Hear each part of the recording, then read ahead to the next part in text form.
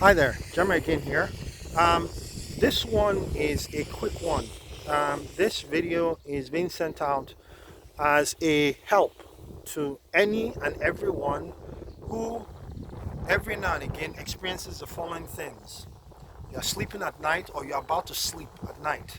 And then all of a sudden, you feel like you're asleep, but it's like you're awake at the same time. You're conscious of what's going on. In fact, you might even be able to see what's going on. You can feel your neck being compressed. You can feel like you feel like you're choking and somebody's pressing you into the bed, but you can't see anyone, or you're not conscious of seeing anyone. Sometimes you can see, sometimes you don't see. Um, you can't move, you can't breathe, you can't talk. You feel like you're being choked to death. Many have called it sleep paralysis. I'm here to tell you that it is not sleep paralysis. What is happening at that time is fallen angels slash demonic entities. They are different, by the way, just so you know. I say fallen angels slash demonic entities. They are different because if you study the whole concept of the Nephilim, both in the Bible and say literature like the Book of Enoch and so on, you'll find that demons are the disembodied spirits of the hybrid offspring of angels and humans. So according to Genesis chapter 6, some angels came and had intercourse with women and gave birth to hybrid gigantic entities, 10 feet tall, 12 feet tall, 18 feet tall. Some have speculated 36 feet tall. The ones that we know in the Bible, the ones that we see in the Bible, like King Og of Bashan, according to Deuteronomy chapter 3, was probably about 12, 13 feet tall, maybe up to 15 feet tall. I don't know. The one that is described in more detail is a chap called Goliath, who was about somewhere between 9 and 10 feet tall. But even then, Goliath was a remnant.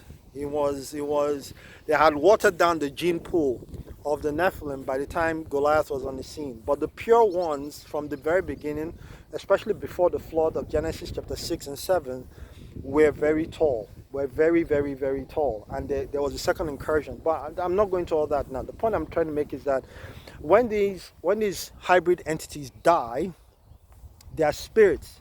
They are spirits which are an abomination. They are spirits which were not created by God, can't go to heaven. They remain here on earth. They remain here on earth until the day of judgment. And you will see this in the Gospels where, for example, when Jesus came and would want to cast out demons, and then they say, oh, we know who you are the Son of God. Have you come to judge us before the time? And Jesus would tell them to shut up and leave. And one time they begged him to let them go into the pigs, and he said go, and then they went into the pigs, and the pigs rushed downhill and fell into the sea and all drowned, and Jesus was cast out of the city and so on, because people were scared of what he had done. I think this was the case of the gathering demoniac, probably very likely in the book of Luke. These entities are hybrid entities, the spirits of hybrid entities, and they are mischievous, they are wicked, they are very strong, because the giants themselves were very strong. If you look at Indian folklore, if you look at Greek mythology, Norse mythology, you'll find them there. The likes of Hercules and Thor and Loki and so on. All these guys that people talk about, they are not just myths and legends. These guys were actually in existence once upon a time, and they were worshipped as gods. Anyway, that's not what I'm getting to. The point I'm making here is that these demonic entities, they come at night, they make contact with a view to either abducting or carrying out some sort of experimentation with human beings. They've been doing these things for years. I'll tell you, the reason why I'm saying this is I want you to know the solution, the panacea to this problem. You call on the name of Jesus. You call on the name of Jesus. You look, when this thing happens, they are going to make every effort to shut your mouth. They are going to make every effort to shut your mouth. But the moment those words, Jesus, comes out of your lips, the attack will stop. Now, Sometimes, occasionally, you may have to mutter Jesus once, twice, or 3 times. I don't know.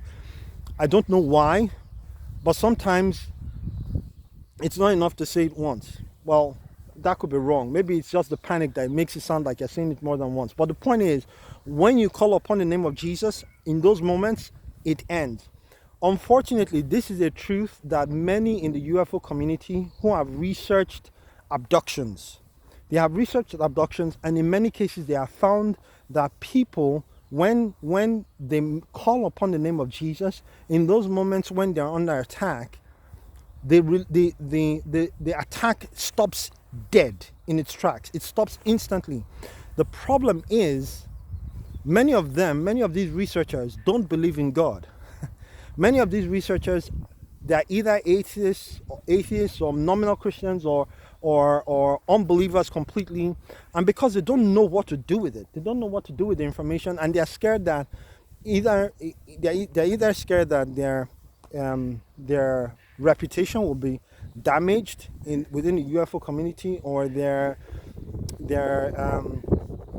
credibility will be damaged as a result.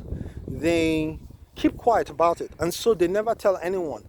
But I'm here to tell you that if a demonic entity attacks you at night, if in your head it's a UFO encounter, regardless of how you define it, regardless of how you interpret it, if any one of these objects or any one of these entities attacks you at night, or even attempts to take you out of the room, because they have done it before, I'd have shared a testimony here, but I need to take a friend's permission before sharing that testimony.